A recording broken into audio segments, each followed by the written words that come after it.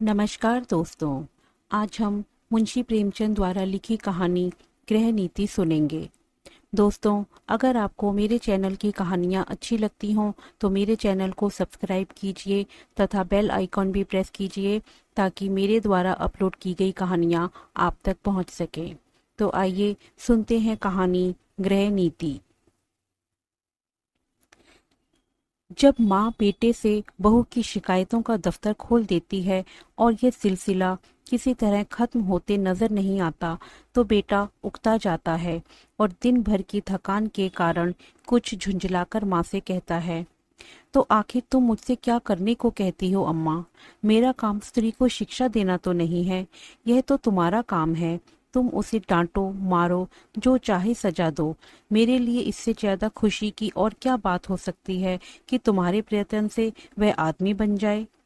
मुझसे मत कहो कि उसे सलीका नहीं है, तमीज नहीं है, बेअदब है। उसे डांटकर सिखाओ। माँ: वाह, मुंह से बात निकालने नहीं देती, डांटो तो मुंह ही नोच खाए। उसके सामने अपनी आबरू बचाती फिरती हूँ कि किसी के मुंह पर मुझे कोई अनुचित शब्द ना कह बैठे। बेटा, तो फिर इसमें मेरी क्या खता है? मैं तो उसे सिखा नहीं देता कि तुमसे बेअदबी करे, तो और कौन सिखाता है? तुम तो अंधेर करती हो अम्मा। अंधेर नहीं करती, सत्य कहती हूँ।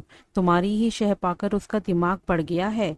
जब वह तुम्हारे पास जाकर तुमसे टेसवे बहाने लगती है तो तुमने कभी उसे डांटा, कभी समझाया कि तुम्हें अम्मा का अदब करना चाहिए? तुम तो खुद उसके गुलाम हो गए हो। वह भी समझती है मेरा पति कमाता है, फिर मैं क्यों ना रानी बनूं, क्यों किसी से दबूं? मर्द जब तक शह न दे औरत का इतना गुर्दा हो ही नहीं सकता। तो क्या मैं उससे कह दूं कि मैं कुछ नहीं कमाता, बिल्कुल निखट्टू हूँ? क्या तुम समझती हो जब वह मुझे जलील न समझेगी? तुम हर एक पुरुष चाहता है कि उसकी स्त्री उसे कमाऊ, योग्य, तेजस्वी समझे और सामान्यतः वह जितना है उससे बढ़कर अपने को दिखाता है। मैंने कभी नादानी नहीं की, कभी स्त्री के सामने डींग नहीं मारी, लेकिन स्त्री की दृष्टि में अपना सम्मान खोना तो कोई भी ना चाहेगा। तुम कान लगाकर, ध्यान देकर और मीठी मुस्कुराहट के साथ उसकी बातें सुनोगे तो वह क्यों ना शेर होगी। तुम खुद चाहते हो कि स्त्री के हाथों मेरा अपमान कराओ। मालूम नहीं मेरे किन पापों का तुम मुझे यह दंड दे रहे हो, किन अरमानों से कैसे कैसे कष्ट झेल कर मैंने तुम्हें पाला। खुद नहीं पहना, तुम्हें पहनाया, खुद नहीं खाया, तुम्हें खिलाया। मेरे लिए तुम उस मरने वाली की निशानी थे और मेरी सारी अभिलाषाओं का केंद्र। तुम्हारी शिक्षा पर मैंने अपने हजारों के आभूषण होम कर दिए।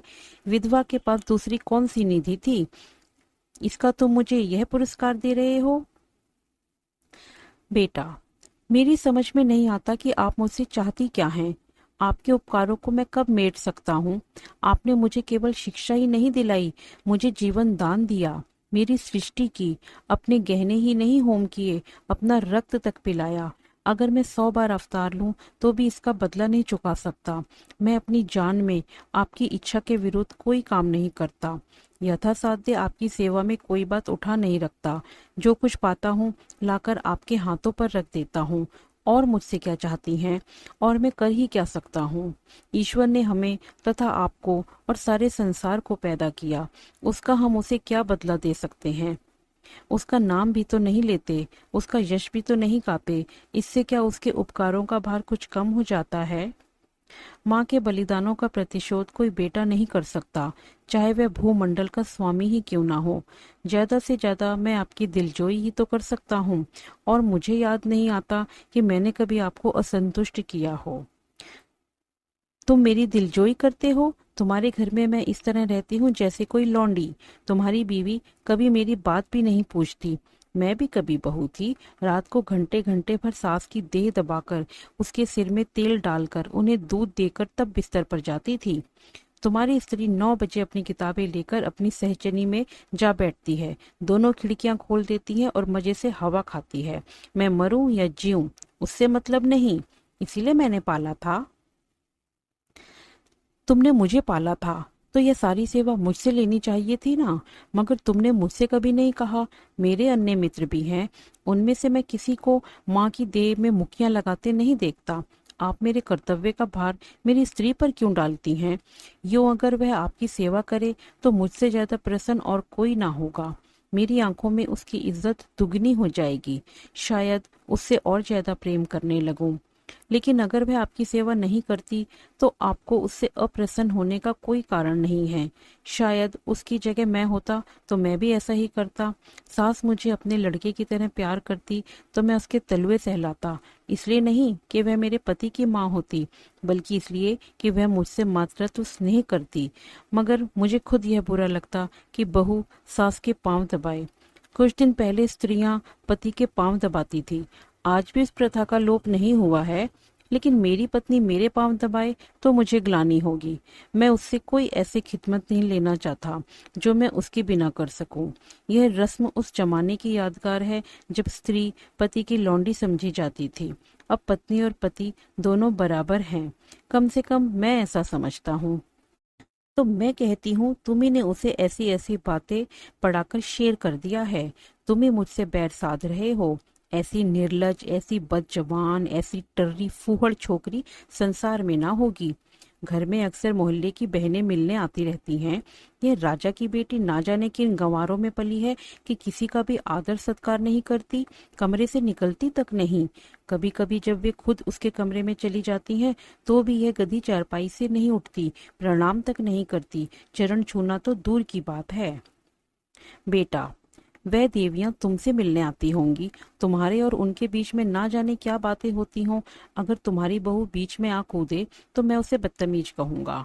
कम से कम मैं तो कभी पसंद नहीं करूंगा कि जब मैं अपने मित्रों से बातें कर रहा हूं तो तुम या तुम्हारी बहू वहां जाकर खड़ी हो जाए। स्त्री भी अपनी सहेलियों के साथ बैठी हो तो मैं वहां बिना बुलाए ना जाऊंगा। यह तो आजकल का शिष्टाचार है। तुम तो हर बात में उसी का पक्ष लेते हो बेटा। ना जाने उसने कौन सी जड़ी सुंघा दी है तुम्हें। यह कौन कहता है कि वह हम लोगों के बीच में आ कूदे, लेकिन बड़ों का उसे कुछ तो आदर सत्कार करना चाहिए। किस तरह? आकर आंचल से उसके चरण छुए, प्रणाम करे, पान खिलाए, पंखा छाले। इन्हीं बातों से बहू का आदर होता है, लोग उसकी प्रशंसा करते हैं। नहीं तो सब की सब यही कहती होंगी कि बहू को घमंड हो गया है, किसी से सीधे मुंह बात नहीं करती। बेटा, हाँ, यह अवश्य उसका दोष है, मैं उसे समझा दूंगा। माँ, तुमसे सच कहती हूँ बेटा, चारपाई से उठती तक नहीं। सब औरतें थू थू करती हैं, मगर उसे तो शर्म जैसे छू ही नहीं गई। और एक मैं हूँ कि मारे शर्म के मरी जाती हूँ। यही मेरी समझ में नहीं आता माँ, कि तुम हर बात में अपने को उसके कामों की जिम्मेदार क्यों समझ लेती हो। मुझ पर दफ्तर में ना जाने कितनी घुड़कियां पड़ती हैं, रोज ही तो जवाब तलब होता है, लेकिन तुम्हें उल्टे मेरे साथ सहानुभूति होती है। क्या तुम समझती हो अफसरों का मुझसे कोई बैर है जो अनायास ही मेरे पीछे पड़े रहते हैं, या उन्हें उन्माद हो गया है जो अकारण ही मुझे काटने दौड़ते हैं? नहीं, इसका कारण यही है कि मैं अपने काम में चौकस नहीं हूँ। गलतियां करता हूँ, सुस्ती करता हूँ, लापरवाही करता हूँ। जहाँ अफसर सामने से हटा कि लगे समाचार पत्र पढ़ने या ताश खेलने, क्या उस वक्त हमें यह ख्याल नहीं रहता कि काम पड़ा हुआ है और यह सब साहब डांट ही तो बताएंगे, सिर झुकाकर सुन लेंगे, बाधा टल जाएगी। पर ताश खेलने का अवसर नहीं है। लेकिन कौन परवाह करता है? सोचते हैं तुम मुझे दोषी समझकर भी मेरा पक्ष लेती हो, और तुम्हारा बस चले तो हमारे बड़े बाबू को मुझसे जवाब तलने के अभियोग में काले पानी भेज दो। माँ, मेरे लड़के को कोई सजा देगा तो क्या मैं पान फूल से उसकी पूजा करूंगी? हर एक बेटा अपनी माता से इसी तरह की कृपा की आशा रखता है, और सभी माताएं अपने लड़कों के ऐबों पर पर्दा डालती हैं। फिर बहुओं की ओर से क्यों उनका हृदय इतना कठोर हो जाता है माँ, यह मेरी समझ में नहीं आता। तुम्हारी बहू पर जब दूसरी स्त्रियां चोट करें तो तुम्हारे मातृ स्नेह का यह धर्म है कि तुम उसकी तरफ से क्षमा मांगो, कोई बहाना कर दो, उनकी नजरों में उसे उठाने की चेष्टा करो। इस तिरस्कार में तुम क्यों उनसे सहयोग करती हो? तुम्हें क्यों उसके अपमान में मजा आता है? मैं भी तो हर एक ब्राह्मण या बड़े बूढ़े का आदर सत्कार नहीं करता। मैं किसी ऐसे व्यक्ति के सामने सिर झुका ही नहीं सकता जिससे मुझे हार्दिक श्रद्धा ना हो। केवल सफेद बाल, सिकड़ी हुई खाल, पोपला मुंह और झुकी हुई कमर किसी को आदर का पात्र नहीं बना देती। और ना जनेयू या तिलक या पंडित या शर्मा की उपाधि ही भक्ति की वस्तु है। मैं लकीर पीटू सम्मान को नैतिक अपराध समझता हूँ। मैं तो उसी का सम्मान करूँगा जो मनसा वाचा कर्मणा हर पहलू से सम्मान के योग्य है, जिसे मैं जानता हूँ कि मक्कारी, स्वार्थ साधन और निंदा के सिवा कुछ नहीं करता, जिसे मैं जानता हूँ कि रिश्वत और सूद तथा खुशामद की कमाई खाता है, वह अगर ब्रह्मा की आयु लेकर भी मेरे सामने आए तो भी मैं उसे सलाम ना करूं। इसे तो मेरा अहंकार कह सकती हो, लेकिन मैं मजबूर हूँ। जब तक मेरा दिल ना झुके मेरा सिर भी ना झुकेगा। मुमकिन है तुम्हारी बहू के मन में भी उन देवियों की ओर से अश्रद्धा के भाव हों। उनमें से दो चार को तो मैं भी जानता हूँ। वे सब बड़े घर की, लेकिन सबके दिल छोटे, विचार छोटे हैं। कोई निंदा की पुतली है तो कोई खुशामद में युक्त, कोई गाली गलौज में अनुपम, सभी रूढ़ियों की गुलाम, ईर्ष्या द्वेष से जलने वाली। एक भी ऐसी नहीं जिसने अपने घर को नरक ना बना रखा हो। अगर तुम्हारी बहू ऐसी औरतों के आगे सिर नहीं झुकाती तो मैं उसे दोषी नहीं समझता। माँ: अच्छा, अब चुप रहो बेटा। देख लेना तुम्हारी यह रानी एक दिन तुमसे चूल्हा न जलवाए और झाड़ू न लगवाए तो सही। औरतों को बहू सिर चढ़ाना अच्छा नहीं होता। इस निर्लज्जता की भी कोई हद है कि बूढ़ी सास तो खाना पकाए और जवान बहू बैठी उपन्यास पढ़ती रहे। बेशक यह बुरी बात है और मैं हरगिज नहीं चाहता कि तुम खाना पकाओ और वह उपन्यास पढ़े, चाहे वह उपन्यास प्रेमचंद जी के ही क्यों ना हो। लेकिन यह तो देखना होगा कि उसने अपने घर में कभी खाना नहीं पकाया। वहाँ रसोईया महाराज है और जब चूल्हे के सामने जाने से उसके सिर में दर्द होने लगता है तो उसे खाना पकाने के लिए मजबूर करना, उस पर अत्याचार करना है। मैं तो समझता हूँ ज्यों ज्यों हमारे घर की दशा का उसे ज्ञान होगा, उसके व्यवहार में आप ही आप इस्तका होती जाएगी। यह उसके घर वालों की गलती है कि उन्होंने उसकी शादी किसी धनी घर में नहीं की। हमने भी यह शरारत की कि अपना असली हालत उनसे छिपाई और यह प्रकट किया कि हम पुराने रईस हैं। अब हम किस मुंह से यह कह सकते हैं कि तू खाना पका या बर्तन मांज अथवा झाड़ू लगा। हमने उन लोगों से छल किया है और उसका फल हमें चखना पड़ेगा।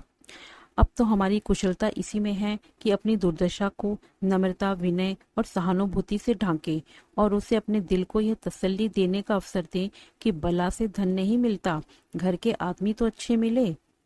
अगर यह तसल्ली भी हमने उससे छीन ली तो तुम ही सोचो उसको कितनी विदारक वेदना होगी। शायद वह हम लोगों की सूरत से भी घृणा करने लगे। उसके घर वालों को 100 दफे गरज थी, तब हमारे यहाँ ब्याह किया। हम कुछ उनसे भीख मांगने नहीं गए थे। बेटा: उनको अगर लड़के की गरज थी तो हमें धन और कन्या दोनों की गरज थी। माँ: यहाँ के बड़े बड़े रईस हमसे नाता करने को मुंह फैलाए बैठे थे। वो इसलिए माँ कि हमने रईसों का स्वांग बना रखा था। घर की असली हालत खुल जाए तो कोई बात भी ना पूछे। तो तुम्हारे ससुराल वाले ऐसे कहाँ के रईस हैं? इधर जरा वकालत चल गई तो रईस हो गए, नहीं तो तुम्हारे ससुर के बाप मेरे सामने चपरासीगिरी करते थे। और लड़की का यह दिमाग कि खाना पकाने से सिर में दर्द होता है।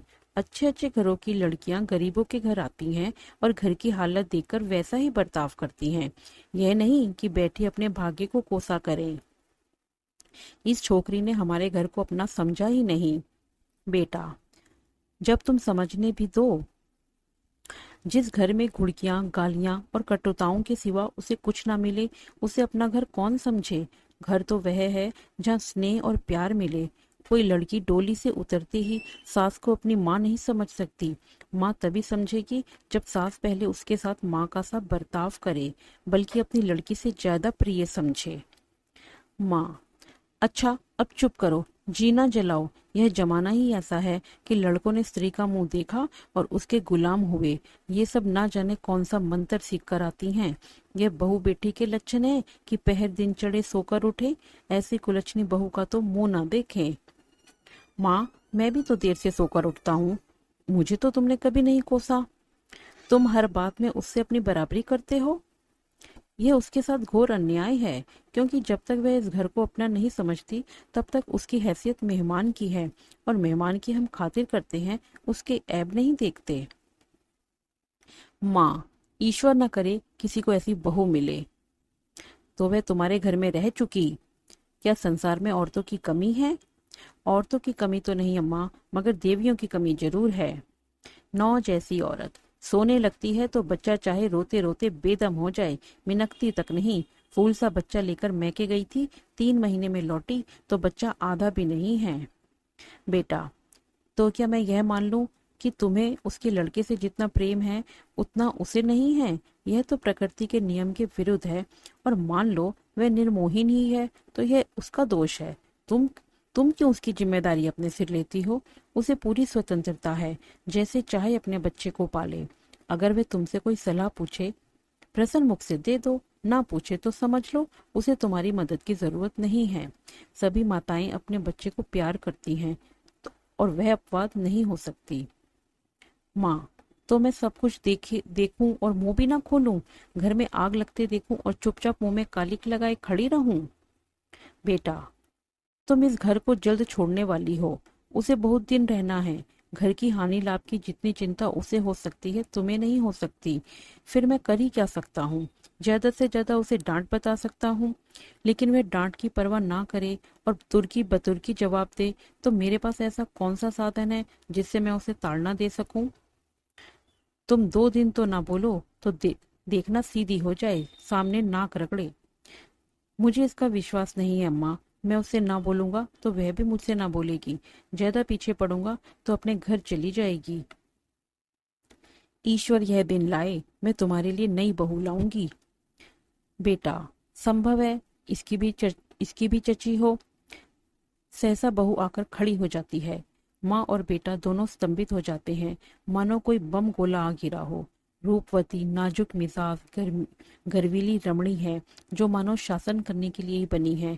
कपोल तमतमाए हुए हैं, पर अधरों पर विष भरी मुस्कान है और आंखों में व्यंग मिला परिहास।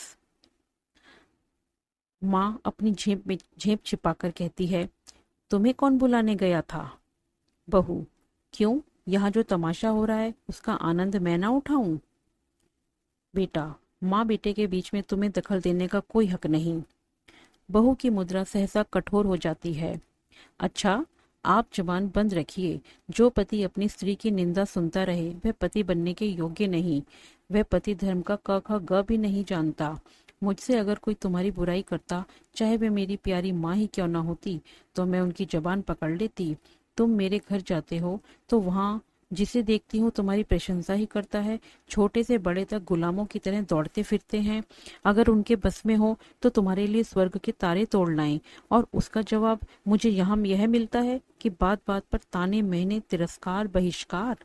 मेरे घर तो तुमसे कोई नहीं कहता कि तुम देर से क्यों उठे, तुमने अमुक महोदय को सलाम नहीं किया, अमुक के चरणों पर सिर क्यों नहीं पटका।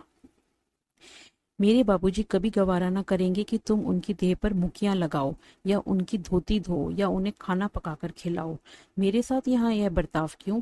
मैं यहाँ लौंडी बनकर नहीं आई हूँ, तुम्हारी जीवन संगनी बनकर आई हूँ। मगर जीवन संगनी का यह अर्थ तो नहीं कि तुम मेरे ऊपर सवार होकर मुझे जलाओ। यह मेरा काम है कि जिस तरह चाहूँ तुम्हारे साथ अपने कर्तव्य का पालन करूँ। उसकी प्रेरणा मेरी आत्मा से होनी चाहिए, ताड़ना या तिरस्कार से नहीं। अगर कोई मुझे कुछ सिखाना चाहता है तो माँ की तरह प्रेम से सिखाए, मैं सीखूंगी। लेकिन कोई जबरदस्ती मेरी छाती पर चढ़कर अमृत भी मेरे कंठ में ठूसना चाहे तो मैं होंठ बंद कर लूंगी। मैं अब कब तक इस घर को अपना समझ चुकी होती, अपनी सेवा और कर्तव्य का निश्चय कर चुकी होती। मगर यहाँ तो हर घड़ी हर पल मेरी देह में सुई चुभाकर मुझे याद दिलाया जाता है कि मैं इस घर की लौंडी हूँ। मेरा इस घर से कोई नाता नहीं, मैं सिर्फ गुलामी करने के लिए यहाँ लाई गई हूँ। तो मेरा खून खोलकर रह जाता है। अगर यही हाल रहा तो एक दिन तुम दोनों मेरी जान लेकर रहोगे। माँ, सुन रहे हो अपनी चहेती रानी की बातें? वह यहाँ लौंडी बनकर नहीं, रानी बनकर आई है। हम दोनों उसकी टहल करने के लिए हैं। उसका काम हमारे ऊपर शासन करना है। उसे कोई कुछ काम करने को क्यों कहे? मैं खुद मरा करूं और तुम उसकी बातें कान लगाकर सुनते हो। तुम्हारा मुंह कभी नहीं खुलता कि उसे डांटो या समझाओ, थर थर कांपते रहते हो। बेटा, अच्छा अम्मा, ठंडे दिल से सोचो। मैं इसकी बातें ना सुनूं तो कौन सुने? क्या तुम इसके साथ इतनी हमदर्दी भी नहीं देखना चाहती? आखिर बाबूजी जीवित थे तो वह तुम्हारी बातें सुनते थे या नहीं? तुम्हें प्यार करते थे या नहीं? फिर मैं अपनी बीवी की बातें सुनता हूँ तो कौन सी नई बात करता हूँ, और इसमें तुम्हारे बुरा मानने की कौन सी बात है? माँ: हाय बेटा, तुम अपनी स्त्री के सामने मेरा अपमान कर रहे हो। इसी दिन के लिए मैंने तुम्हें पाल पोस कर बड़ा किया था, क्यों नहीं मेरी छाती फट जाती? वह आंसू पोंछती आपे से बाहर कमरे से निकल जाती है। स्त्री पुरुष दोनों कौतिक भरी आंखों से उसे देखते हैं, जो बहुत जल्दी हमदर्दी में बदल जाती है। पति: माँ का हृदय। स्त्री: माँ का हृदय नहीं, स्त्री का हृदय। अर्थात स्त्री जो अंत तक पुरुष का सहारा चाहता है, स्नेह चाहता है और उस पर किसी दूसरी स्त्री का असर देखकर ईर्ष्या से जल उठता है। क्या पगली किसी बातें कर रही हो? यथार्थ कहती हूँ, तुम्हारा दृष्टिकोण बिल्कुल गलत है और इसका तजुर्बा तुम्हें तब होगा जब तुम खुद सास होगी। स्त्री मुझे सास बनना ही नहीं है। लड़का अपने हाथ पांव का हो जाए, ब्याह करे और अपना घर संभाले। मुझे बहू से क्या सरोकार? पति: तुम्हें यह अरमान बिल्कुल नहीं है कि तुम्हारा लड़का योग्य हो, तुम्हारी बहू लक्ष्मी हो, तुम दोनों का जीवन सुख से कटे? स्त्री: क्या मैं माँ नहीं हूँ? पति: माँ और सास में क्या कोई अंतर है? उतना ही जितना जमीन और आसमान में है।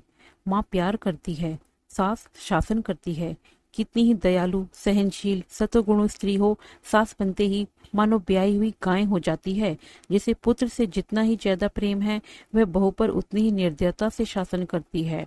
मुझे भी अपने ऊपर विश्वास नहीं है। अधिकार पाकर किसे मद नहीं हो जाता। मैंने तय कर लिया है, सास बनूंगी ही नहीं। औरत की गुलामी सासों के बल पर कायम है। जिस दिन सासें न रहेंगी, औरत की गुलामी का अंत हो जाएगा। पति: मेरा ख्याल है तुम जरा भी सहज बुद्धि से काम लो तो तुम अम्मा पर शासन कर सकती हो। तुमने हमारी बातें कुछ सुनी? स्त्री: बिना सुने ही मैंने समझ लिया कि क्या बातें हो रही होंगी। वही बहू का रोना। नहीं नहीं, तुमने बिल्कुल गलत समझा। अम्मा के मिजाज में आज मैंने विस्मयकारी अंतर देखा, बिल्कुल अभूतपूर्व। आज वह जैसे अपनी कटुताओं पर लज्जित हो रही थी। हाँ, प्रत्यक्ष रूप से नहीं, संकेत रूप से।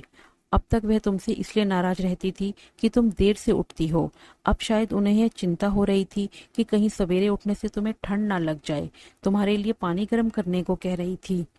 स्त्री प्रसन्न होकर: सच? हाँ, मुझे तो सुनकर आश्चर्य हुआ। तो अब मैं मुंह अंधेरे उठूंगी। ऐसी ठंड क्या लग जाएगी? लेकिन तुम मुझे चकमा तो नहीं दे रहे हो? अब इस बदगुमानी का क्या इलाज?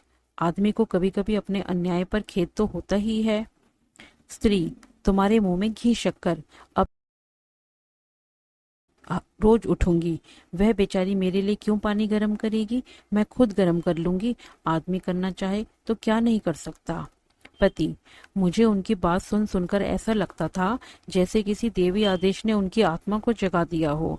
तुम्हारे अल्हड़पन और चपलता पर कितना भन्नाती है।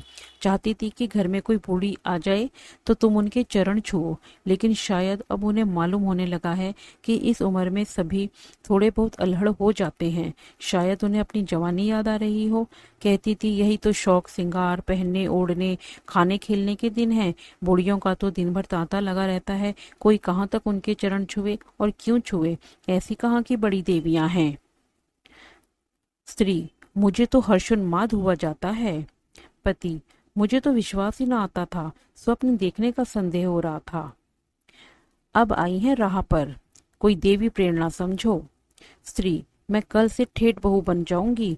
किसी को खबर भी ना होगी कि कब अपना मेकअप करती हूँ। सिनेमा के लिए भी सप्ताह में एक दिन काफी है। बुढ़ियों के पांव छू लेने में क्या हर्ज है? वे देवियां ना सही, चुड़ैले ही सही, मुझे आशीर्वाद तो देंगी, मेरा गुण तो गाएंगी। पति: सिनेमा का तो उन्होंने नाम भी नहीं लिया। स्त्री: तुमको जो इसका शौक है, अब तुम्हें भी ना जाने दूंगी। पति: लेकिन सोचो, तुमने कितनी ऊंची शिक्षा पाई है, किस कुल की हो। इन खोसर बुढ़ियों के पांव पर सिर रखना तुम्हें बिल्कुल शोभा न देगा। तो क्या ऊंची शिक्षा के यह माने हैं कि हम दूसरों को नीचा समझे? बुढ़े कितने ही मूर्ख हों, लेकिन दुनिया का तजर्बा तो रखते हैं। कुल की प्रतिष्ठा भी नम्रता और सहृदय से होती है, हेकड़ी और रुखाई से नहीं। पति: मुझे तो यही ताज्जुब होता है कि इतनी जल्द इनकी कायाकल्प कैसे हो गई। अब इन्हें बहुओं का सास के पांव दबाना या उनकी साड़ी धोना या उनकी देह में मुक्कियां लगाना बुरा लगता है। कहती थी, बहू कोई लौंडी थोड़े है कि बैठी सास के पांव दबाए। स्त्री, मेरी कसम। पति, हाँ जी, सच कहता हूँ। और तो और, अब वे तुम्हें खाना भी ना पकाने देंगी। कहती थी, जब बहू के सिर में दर्द होता है तो आए, कोई महाराज रख लो। स्त्री, फूली ना समाकर। मैं तो आकाश में उड़ी जा रही हूँ। ऐसी सास के तो चरण धो धो कर पिए। मगर तुमने पूछा नहीं कि अब तक तुम उसे क्यों मार मार कर हकीम बनाने पर तुली रहती थी। पति, पूछा क्यों नहीं, भला मैं छोड़ने वाला था। बोली, मैं अच्छी हो गई थी, मैंने हमेशा खाना पकाया है, फिर वह क्यों ना पकाए। लेकिन अब उनकी समझ में आ गया है कि वह निर्धन बाप की बेटी थी, तुम संपन्न कुल की कन्या हो। स्त्री, अम्मा जी दिल की साफ हैं, इन्हें मैं क्षमा के योग्य समझती हूँ। जिस जलवायु में हम पलते हैं उसे एक बारगी नहीं बदल सकते। जिन रूढ़ियों और परंपराओं में उनका जीवन बीता है उन्हें तुरंत त्याग देना उनके लिए कठिन है। वह क्यों, कोई भी नहीं छोड़ सकता। वह तो फिर भी बहुत उदार हैं। तुम अभी महाराज मत रखो, खाम खां जेर बार क्यों होंगे। जब तरक्की हो जाए तो महाराज रख लेना। अभी मैं खुद पका लिया करूंगी। तीन चार प्राणियों का खाना ही तो है। मेरी जात से कुछ अम्मा को आराम मिले, मैं जानती हूँ सब कुछ, लेकिन कोई रौब जमाना चाहे तो मुझसे बुरा कोई नहीं। पति, मगर यह तो मुझे बुरा लगेगा कि तुम रात को अम्मा के पांव दबाने बैठो। स्त्री, बुरा लगने की कौन बात है। जब उन्हें मेरा इतना ख्याल है तो मुझे भी उनका लिहाज करना ही चाहिए। जिस दिन मैं उनके पांव दबाने बैठूंगी वह मुझ पर प्राण देने लगेंगी। आखिर बहू बेटे का कुछ सुख उन्हें भी तो हो। बड़ों की सेवा करने में हेठी नहीं होती। बुरा तब लगता है जब वे शासन करते हैं, और अम्मा मुझसे पांव दबवाएगी थोड़े ही से इनका यश मिलेगा। पति, अब तो अम्मा को तुम्हारी फिजूल खर्ची भी बुरी नहीं लगती। कहती थी, बहू रुपए पैसे बहू के हाथ में दे दिया करो। चिढ़कर तो नहीं कहती थी। नहीं नहीं, प्रेम से कह रही थी। उन्हें अब भय हो रहा था कि उनके हाथ में पैसे रहने से तुम्हें असुविधा होती होगी। तुम बार बार उनसे मांगती लजाती भी होगी और डरती भी होगी, एवं तुम्हें अपनी जरूरतों को रोकना पड़ता होगा। स्त्री, ना भैया, मैं यह जंजाल अपने सिर ना लूंगी। तुम्हारी थोड़ी सी ही तो आमदनी है, कहीं जल्दी से खर्च हो गई तो महीना काटना मुश्किल हो जाएगा। थोड़े में निर्वाह करने की विद्या उन्हीं को आती है। मेरी ऐसी जरूरतें ही क्या हैं। मैं तो केवल अम्मा जी को चिढ़ाने के लिए उनसे बार बार रुपए मांगती थी। मेरे पास तो खुद 100-50 रुपए पड़े रहते हैं। बाबूजी का पत्र आता है तो उसमें 10-20 के नोट जरूर होते हैं, लेकिन अब मुझे हाथ रोकना पड़ेगा। आखिर बाबूजी कब तक देते चले जाएंगे, और ये कौन सी अच्छी बात है कि मैं हमेशा उन पर टैक्स लगाती रहूं। पति, देख लेना अम्मा अब तुम्हें कितना प्यार करती हैं। स्त्री, तुम भी देख लेना मैं उनकी कितनी सेवा करती हूँ। मगर शुरू तो उन्होंने किया। स्त्री, केवल विचार से, व्यवहार से आरंभ मेरी ही ओर से होगा। भोजन पकाने का समय आ गया है, चलती हूँ। आज कोई खास चीज तो नहीं खाओगे। पति, तुम्हारे हाथों की रूखी रोटियां भी पकवान का मजा देंगी। स्त्री, अब तुम नटखटी करने लगे। तो दोस्तों, ये थी हमारी कहानी गृह नीति। आशा करती हूँ आपको ये कहानी पसंद आई होगी। इसे लाइक कीजिए, शेयर कीजिए और सब्सक्राइब कीजिए। धन्यवाद।